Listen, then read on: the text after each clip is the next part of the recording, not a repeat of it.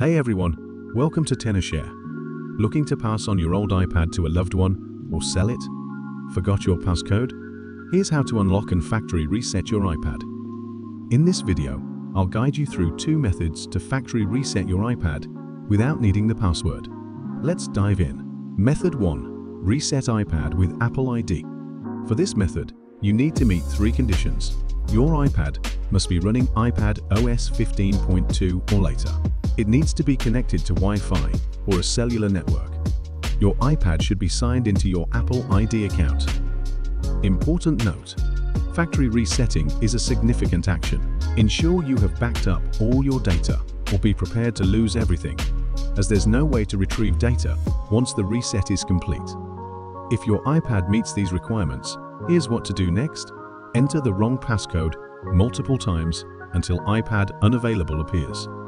Tap Forget Passcode and confirm by tapping Start to erase all content and settings. Enter your Apple ID password to reset your iPad. The process takes about 5 minutes. If your device does not meet any of these requirements, or the erase button does not work as expected, you can try the next method. Method 2. Factory reset iPad with Tenorshare for UK.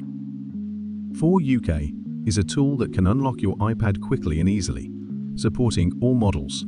Find it in the video description. Connect your iPad to your computer and launch For UK. Select Unlock iOS screen and put your device into recovery mode. Follow the prompts to restart your iPad and wait for recovery mode to enable. For UK will provide the latest iOS version for download. Click to download and wait. Select Start to remove. The lock screen removal process takes about 10 minutes. If successful, your iPad will be reset. That's it for the 2 ways to factory reset your iPad without a passcode. Thanks for watching. If these solutions helped, great.